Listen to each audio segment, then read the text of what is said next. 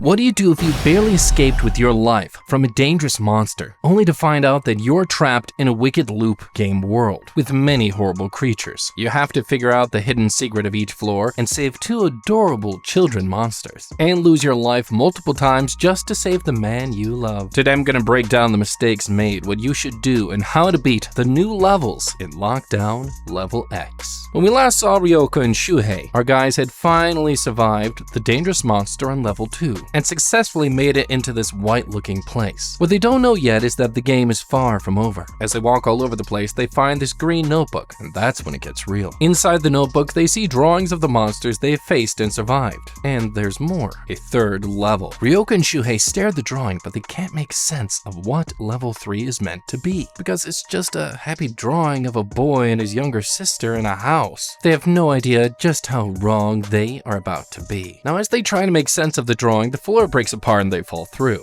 When Ryoko opens up her eyes, she's back in her room. Ryoko's mom gives her a rundown of the new monster. It lures people into its nest, somewhere in their apartment, and eats them. Ryoko thinks it's brainwashing, but her mother isn't sure about anything. When mom starts to get all motherly and concerned, Ryoko tells her not to worry because she knows Shuhei is somewhere in the building with her. And just then, Shuhei gives her a call and Ryoko is shocked to find out that our boy remembers their last encounter when they fell through the floors. In the past, whenever she and Shuhei get killed by the ex-monster, she is the only one that remembers what happened. But this time, things are different. Ryoko wonders why Shuhei has his memories this time, and because he's a Call of Duty Ops pro player. Shuhei explains that the reason they both have their memories this time is because they cleared the game properly by getting to the White Room. They go over the info they have, and Ryoko points out that the way to retain their memory might be to get to the 31st floor whenever they wake up. Shuhei thinks she's right, because the White Room felt like a safe zone, which the monster couldn't get into, and Shuhei wonders who came up with such a wicked game. And that's when Ryoko reminds him that the book they found in the safe zone belonged to someone called Rito. Now, could Rito be the key to unraveling this mystery? We'd have to wait to find out, because Ryoko and Shuhei are too busy trying to figure out who the new ex-monster is. Ryoko points out that it is most likely going to be both the children and the house they saw in the book. She tells Shuhei what her mother told her about the new ex-monster, and just when you think things can't get any better, Shuhei tells Ryoko that a little girl has now come into his room. She introduces herself as Gretel and informs Shuhei that she's looking for her brother Hansel. She hugs our boy and Shuhei proves why he's going to be such a great dad in the future, and he realizes there's no way such a cute little hungry girl could be the ex-monster, right? And he decides to take her for a walk. Well, you know he's not coming back from this one, right? The signs are all there, let's break it down. First mistake, Gretel showing up into his room. I got way too many questions, like where did she come out from? How did she mysteriously appear in my room? Does she have the power to disappear and reappear? If that's the case, we're screwed. But even at that, I'm not gonna go down without a fight. We're dealing with a monster, and the game creator, whoever he or she is, was kind enough to let us take a sneak peek at his book of ideas. We already know that the next monster is going to probably involve a girl, a boy, or a house in some sort of order. And we also have heard from Ryoko's mom that the current monster lures people in and kills them. So let's do some basic addition and subtraction with all the information. What happens when you add a monster that is hungry with a child that is cute and too adorable to ignore? The perfect bait. We're dealing with a monster. By using a cute little child to lure its victims to the slaughterhouse, X makes it impossible for you to predict or overcome it. No one would think to harm a cute little looking girl, and everybody who is as kind-hearted as Shuhei is would think of helping the kid. And that's why we're going to get into trouble. If I were in Shuhei's position, as soon as I appear back in my room, I'm locking all the doors. I'm gonna barricade it as best as I can. And if for any reason a random girl shows up beyond my closed doors, I'm gonna take my chances with whatever is on the passage. I'm not gonna spare a moment to listen to whatever it is she has to say. Call me heartless, but hey, I've already died a few times, and now I'm back again. I'm not gonna rule anything out. That's why as soon as she enters the room, block the ear, and leave as nonchalantly as possible. We see Ryoko rushing down to Shuhei's room, and he's already gone with Gretel. She steps out of the room and finds a stone on the floor. When she lifts her head up, she realizes there's a forest where the elevator is meant to be. She finds the elevator thick in the forest, but when she opens it, there's a suspended space and a candy house inside. Don't ask me how. As soon as Ryoko enters, she sees Shuhei's phone on the floor. Not a good sign, so she hastens up to find our boy, and that's when she sees it. A bloody body and hand of Gretel sticking out from a corner. Yeah, Gretel got eaten. But this makes Ryoko wonder what really is going on, because if Gretel's been eaten, she can't be the ex-monster, right? Ryoko decides to leave the place and search for Shuhei elsewhere. That's when she realizes that gravity is not as friendly as a few seconds ago, and now she can't move. To make matters worse, the person she thought was Shuhei draws close closer to her. But when he turns around, he's a faceless monster. Ryoka can't wrap her head around it, but somehow Shuhei's become X, and beside him, the scary old witch shows up, opening up her mouth wide open, and makes Ryoka into the most delicious sandwich ever. Great, Mr. Goody Two-Shoes, Shuhei and our girl just got eaten. Cool. Man, they suck at this game. Here's what I would do differently. Ryoka's first mistake was in deciding not to abandon Shuhei. We're in a crisis, everyone is in survival mode, and it is not the time to be on the best terms with anyone, or looking out exclusively for the well-being of others. The problem Ryoka is facing is that she's unable to separate peaceful times and war. An unending game with different monsters out to kill me sounds like war, and anyone that's been through war knows that the rules of peace do not apply. Ryoka spending her time looking for Shuhei instead of thinking of how to clear the game is proof that she doesn't realize how high the stakes are. In the first two episodes, when Ryoka successfully escaped the X-Monster, they both progressed to level 2 of the game despite Shuhei technically not making it out as well as she did. With that in mind, it is clear that there is really only one main character in this game, and it's not Shuhei. If I were in Ryoka's shoes, there would be no point to both of us dying. So instead, Shuhei decided to be the sacrificial lamb. Cool, let him be. I will live on both of our behalves. I'm gonna go on and search for the way out all on my own, avoiding and ignoring any strange or creepy looking forces on my way. I mean, who the frick sees a creepy looking evil force and decides, great plan, let's go look for our friend there. Even if I decided to go search for Shuhei, I know where to draw the line. Ryoka got caught. The minute she saw Gretel's dead body should have been sign enough for me to just turn around and leave. She didn't, and now she's paid the price. Hopefully when they get Edo Tensei back to life, she might have the sense to do differently. Ryoka wakes up back in her room again, and she's pretty scared now. And still, she does the one thing I'd never do. She calls up Shuhei, and almost immediately, to her surprise, our boy does not remember anything about the episode they just survived. Well, more accurately, they just got killed in. She takes a second to wonder why Shuhei can't remember anything, but she can. But she proves to be a fast learner, because she tells Shuhei not to leave his room until she arrives, even if a strange girl named Gretel shows up. When Ryoka gets to Shuhei's room, Gretel's there, alright. After introducing herself to the little girl, she leads the way for Gretel and Shuhei to follow her. On their way, she explains to Shuhei that she couldn't use the elevator in the last loop, so she decides they would have to leave by the stairs. But as they move, Gretel stops them and asks them to help him find her brother. And that's when Shuhei points out something weird. They've been walking for minutes, but they're on the same floor. And Gretel gives them the best advice her brother gave her. If you're lost, follow the stones. As soon as she says it, a trail of stones appears. This makes Ryoka realize that to clear the stage, they have to find a way to save Gretel's brother, Hansel. They arrive at the candy house. Oh, great. And for a moment, Shuhei can feel his legs quaking, but then he remembers that he has little Gretel to protect, so he decides to be brave, and just then, this yellow-haired dude pops up from behind the candy house. From the evidence on his cheek, he's been eating some candy. Gretel is happy to see him and calls him Oni-chan. They hug and have their mushy reunion, but when Gretel gets hungry, Hansel gives her a piece of the candy house to eat. Shuhei's a little skeptical, but Hansel says it's fine because there's lots of food inside. So he carries the little sister into the house to feed her some more. Ryoka and Shuhei get worried because they know X is inside the house. But this time they decide to not abandon the two kids to their very sad fate, so they enter the house after the kids. Before they go in though, Shuhei arms himself with a baseball bat, and Ryoka has a good sense to inform him of the witch's ability to make them freeze. When they step in, Hansel and Gretel are nowhere in sight, and that's when the room lights go out. And the duo finds Hansel and Gretel floating in the air, crying for help. Shuhei turns around and sees the old witch laughing. He raises his bat to flog her, but that's when he realizes, just like Ryoka said, he's frozen. Next, he turns around and attacks Ryoka. She dodges, but her hand lands a huge bee slap on his cheek. And that's when Shuhei realizes that the problem is coming from the old witch because she has found a way to take control of their body. While Shuhei is busy, the hungry witch pulls a Dracula on his neck with a large bite. Ryoka screams, but that's when she sees it. For the first time, thanks to the blood from Shuhei, there are spider webs all over the house. When Ryoka looks at the old witch again, she realizes she isn't a woman. She's actually a spider monster. In spite of his injuries, Shuhei tries to act brave and tells Gretel to wait for him because he's coming to save her. As soon as he makes that statement, our old witch spider here goes berserk and shoots her web at him, and just like you'd expect, he bows his head, dead, and next, Spider Lady uses its web to string Ryoka up like me getting ready to hang over a grilling fire. The signs were there, but somehow our repeat players managed to keep fumbling the bag again and again. Here's what we need to do differently. First off, I'm gonna stop Hansel and Gretel from running into the house, okay? The house clearly is a no-go zone. Although Ryoka and Shuhei enter in to defeat the monster and save them, yeah, they were way overthinking their abilities. There's no part of the rules that says they have to defeat the monster to save the kids. It just says, save the kids. Assuming the mission of level 3 is to get the kids safely away from the monster's lair, their job should be to make sure the kids never run into the witch. If they do this, there would be no need for anyone to get injured, and our boy Shuhei would still still be alive. So as soon as I see Hansel trying to take Gretel into the house, I'm just gonna man up and be like, sorry son, not today, and pull them both away as fast as I can. Once we're a safe distance away, then we can explain just how dangerous it is to go into such a building. But they didn't do that. Instead, they chose the option of venturing into the house, and that's where they made their second mistake. Before going into the house, Ryoka passes across a vital piece of information by telling Shuhei that the monster could make human beings freeze. The problem is that although they knew what her abilities were, they don't have a solution to the problem. All they had was to go on hot guns a-blazing and hopefully,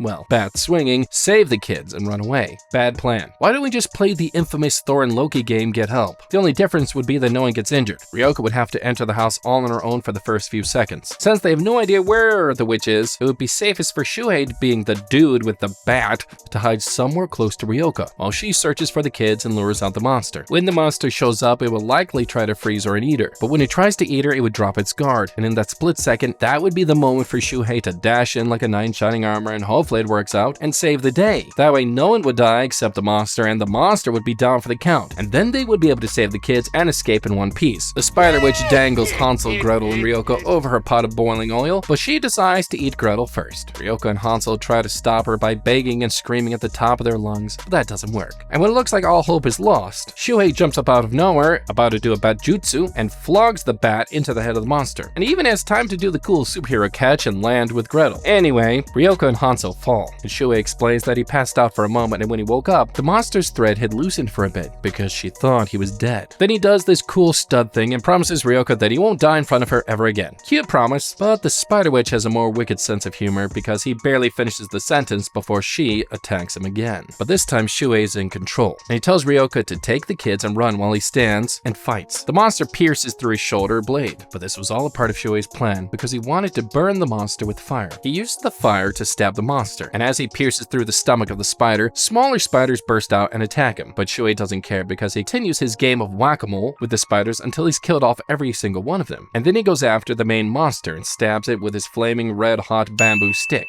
And now he's pretty cool in my book. With the monster burning, the house catches on fire, and our people are able to run out of the house in time. And as they run out of the house, they find themselves in the elevator, and somehow they've made it to the 32nd floor. But just before they can celebrate their victory, Ryoka hears a voice inside her head, and the owner of the voice tells her that he'll be waiting for her at the top floor. They arrive at the 32nd floor, and Ryoka quickly steps out to find the voice that spoke to her in her head. Back at the elevator, Shuhei is ready to get down, but Hansel and Gretel refuse to get out of the elevator with him. Ryoka finds the notebook that gave him the info on the level 3 monster, and so she decides to find out what they would be dealing with on level 4. But when she turns to level 4, the page is blank, and she finds a picture of a woman that looks very much like her. But as she touches the picture, she gets a glimpse of her future, and the future of Shuhei. In that future, Shuhei and herself are going to die on the exact same day in 2035. And just then, the floor starts collapsing, and Shuhei tries to get Hansel and Gretel to cross with them. Instead of crossing, Gretel returns Shuhei's pendant to him. However, as soon as her hands cross into the white space, her body starts fading, just like the monster in level 2. And that's when it hits Shuhei and Ryoka that Hansel and Gretel are a part of the monster. Okay, I'm not that surprised, but there's a whole lot going on here. Let's break it down. I understand that our players are adventurous and they love the thrill of the unknown, but this game is getting a little too long and too dangerous, wouldn't you agree? First, it started with Ryoka and Shuhei dying multiple times in a game world, and now it looks like they might be dying for real in the real world. They might want to start asking some relevant questions. If I were in their shoes, I would leave a message for the game designer. Going by the conversation in Ryoka's head, the game master has been trying to reach her for a while, so if he's able to connect, now that we know he's out there, we should try to send him a message on our own. If I were Ryoka, I would start asking questions like, how many more levels do we have to go through? And don't forget, the more levels they are, the more traumatized our players are going to be. Because even for Doctor Strange, if you bargain with Dormammu too much, you may end up living with trauma forever. I'm going to ask questions like, what is the purpose of the game? Is the game master from a future that he intends to change? Why is he doing this? Why is Ryoka the only one who wakes up with their memories intact, no matter what kind of death she faces? Now, if you're wondering how we could communicate with the voice in Ryoka's head, you haven't really been paying attention. Because if the game master's been trying to communicate with us, we just have to try to do the same to him. I would assume getting to the safe zone at the top of each floor gets us closer to him, or being in the elevator on the way there has something to do with it. Keeping that in mind, we do have one more piece in the puzzle that no one has questioned, and it's the guidebook. How does the drawing book always get to the safe zone before the players? I would assume that the game master master just pops one there to help them clear the next stage. But if he leaves it there, then there has to be a way to communicate with him through it. If I were Ryoka, I would get my pen and write a note for the game master and leave it on the book. It might do nothing, or it might do something. Everything stays the same if you keep doing the same thing, so why not test the theory out and see if something different happens? Shuhei does the bro thing and explains to Ryoka that there can be good and bad ex-monsters, just like game characters that can either help you on your journey or be the bad guys you have to meet. The game master created good and bad ex-monsters to balance the equation, and Ryoka shares that she found out the new ex-monster that they're about to face off against. She tells him of the picture of her future self, and the future she saw when she touched it. Ryoka thinks Rito, the guy whose name is on the book, can tell them more about the future and help them alter it. And Shuhei figures out that Rito is trying to help Ryoka clear the game. But when he asks her about what info she found about level 4, she tells him the page was blank. With nothing else to go on, they decide they would have to head to the elevator and try to make it to the top floor. And they would deal with whatever shows up when they see it. Ryoka stands up carefully from her bed and braces herself for another round of survival. She steps up to the door and opens it carefully before looking around, but she's surprised to find out there's no monster. She steps out and heads to Shuhei, and that's when it happens. Her throat starts burning, her eyes dilate, and blood comes out of it, and in less than a second, our girl falls down dead. When she comes back to life, she gives Shuhei the bad news that she died as soon as she stepped out of her room. She decides to give it another go, and she dies again. And this time, Shuhei decides to come to her to see if he can be of some help since he doesn't remember anything if they don't clear the floor. But Ryoka plays the emotion card and begs him, "Don't die, blah blah blah." And for some reason, as soon as he gets to work on leaving the room, Ryoka notices that he can't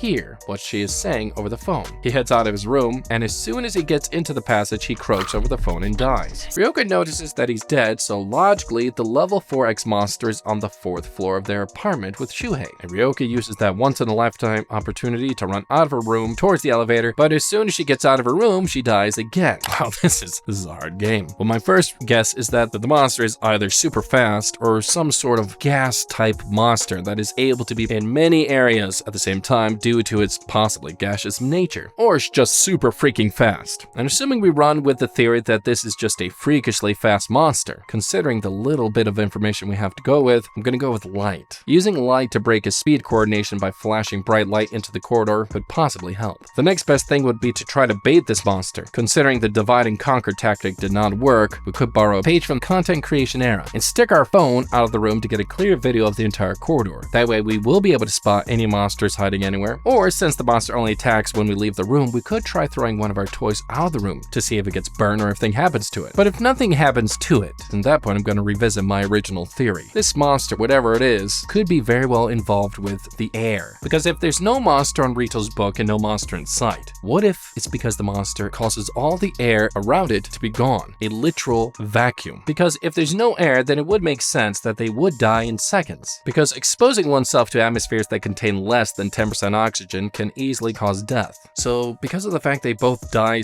pretty much as soon as they step out, it means they just got exposed to an area that could very well be devoid of zero oxygen. So here's what I would do differently. Take a deep breath and try to go as far as possible. It's kind of like Groundhog Day. You know you're probably gonna come back. Suck if you don't, but assume that you're gonna come back to life and just see how far you can go on a breath and just try to figure it out through trial and error. Ryoka decides to take the bull by the horns and figure out what is wrong all by herself. And she dies again and again and again until she ends up traumatized and just stuck in a room shivering because she can't figure out what this monster is. One time she comes out screaming so loud it doesn't make any difference. And Shuhei calls her again and does the next most logical thing. He asks her for all the details of the different times she's died. And she points out that the only time she died a little later was when she came out of her room screaming. And that's when Shuhei figures out the reason she didn't die right away was because she wasn't breathing yet. So they take a deep breath and run all the way to another room, and shockingly enough, the girl doesn't die. And that's when she realizes she can breathe inside a room, but not in the corridors. But when she looks into the room properly, she finds the dead, bloody body of a zombie-looking dude staring right back at her. Just when you thought maybe she found herself a nice, easy win, nope, she's got to deal with this too. Ryoka shares the good news with Shuhei, so he does the next best thing and rushes out to join her. Ryoka points out that Mr. Zombie here was a member of the apartment before, some dude named Mr. Ogata. Shuhei wonders why the man's case is different, because he didn't see any strange-looking zombies while coming up to meet her, and they decide to check for other survivors in different rooms. But first, Shuhei proves why he's the brains of the operation because he confirms how long each of them can hold their breath beforehand. And with everything they know, they realize they have about 90 seconds for the elevator to get them to where they are to the topmost floor. But Ryoka estimates they would need only about 40 seconds to get from the 9th floor to the top of the building. But what they don't realize realize is that X has other plans for them, because while they're still talking, Mr. Zombie here suddenly springs up and attacks them. Shuhei gives him the boots and leads the way for Ryoka to follow. They take deep breaths, but as they head out, they're greeted by another league of zombies. Ryoka and Shuhei find themselves surrounded, and they know they don't have another chance, so they fight their way through this horde of zombies and rush into the elevator. And because the elevator's not a room, they realize they can't breathe till they get to the top floor. But the zombies are not going to let them go that easily. As the elevator climbs, the zombies try to stop it on different floors by pressing the buttons on the outside to slow them down. Ryoka is the first to realize that she is in real danger because she can't hold her breath as long as Shuhei can. And when she's about to give in and breathe in the dangerous air or possibly lack of air, Shuhei shows up coming in clutch, and he pulls her onto himself and gives her the craziest lip lock she's ever received. He gives her just enough of oxygen and a little mix of CO2 to keep both of them alive until they arrive at the 33rd floor. Shuhei then drops a cheesy line about not letting Ryoka die and makes her turn as red as a rose, and they spend a moment trying to figure out what the monster was, but that's when Shuhei sees Rito's notebook. The monsters are the same, and sure enough, there's a page for level 5 already. Shuhei looks at the animals and realizes they are from Grimm's fairy tale. To get more information, they open the next page, but it is only Ryoka's future picture that is stuck there. They touch the picture together and see a vision of their future. Apparently, our dude and dudette get married in the future, and they also still die together in 2035. But this time, however, they hear Rito's voice wishing them safety. They wake up again in their separate rooms and they review what they know. Now, everything's falling into place, and somehow they get the feeling that they would soon know what exactly is going on. In order to clear the loop and change the future where they die, they have to clear the game. Ryoko and Shuhei brace themselves for level 5 and get ready to leave their rooms.